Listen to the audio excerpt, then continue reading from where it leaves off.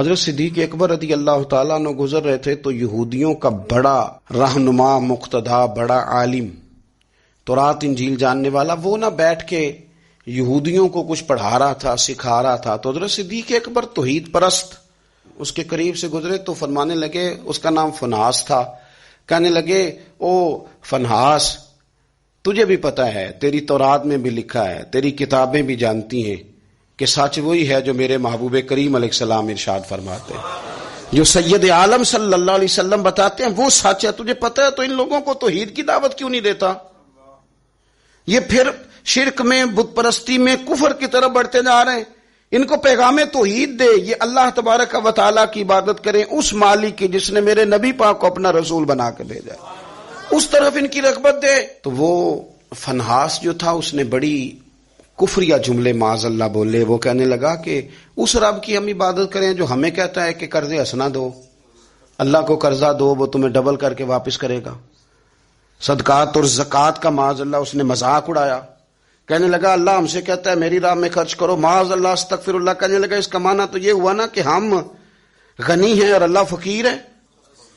جب اس نے رب کی شان کے بارے میں یہ بات کی نا تو حضرت صدیق اکبر نے پھر ایک زور کا تماچا اس کے منہ پہ مارا، اور جب وہ دھڑام سے گرا نا، اب وہ چونکہ ان کا بڑا مقتدا تھا، پیشوا تھا، وہ حضور سید عالم صلی اللہ علیہ وسلم کی بارگاہ میں آیا اور وہ سارے لوگ آئے.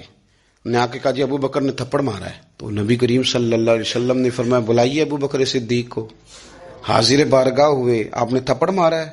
کہا حضور مارا ہے. بالکل مارا ہے. کیوں مارا ہے؟ یا رسول اللہ صلی اللہ علیہ وسلم اس نے یہ کہا تھا معاذ اللہ کہ اللہ فقیر ہے ہم غنی ہیں، میرے رب کریم کی شان کے بارے میں یہ اس نے جملے بولے تو میں نے مارا تھپڑ. حضور نے فرمایا تو نے کہا ہے؟ کہنے لگا جی میں نے تو کہا ہی نہیں، میں نے تو نہیں کہا. اس کے جتنے لوگ تھے ان سے کہا بھی تم موجود تھے، اس نے کہا ہے؟ وہ کہنے لگے جی نہیں نہیں اس نے تو کہا ہی نہیں. عوام مسلمان تھا ہی کوئی نہیں جو جناب صدیق اکبر کی گواہی دے، جو صدیق کی صداقت کے لیے کھڑا ہو، تھا ہی کوئی نہیں. جب وہ سارے کہنے لگے جی نہیں کہا ہی نہیں، یہ معاذ اللہ غلط کہہ رہے ہیں، کہا ہی نہیں، جب وہ سارے مکر گئے تو رب کریم کے قرآن نے بولنا شروع کر دیا. یہودی مکر گئے اور جناب صدیق اکبر کی گواہی جب بندوں میں سے کوئی دینے والا نہ رہا تو مالک نے فرمایا میں جو گواہ ہوں ابو بکر صدیق، میں جو گواہ ہوں. لقد سمع اللہ قول الذین قالوا ان اللہ فقیر ونحن اغنیاء. فرمایا کسی مسلمان نے سنا یا نہیں سنا، اللہ نے سن لیا ہے.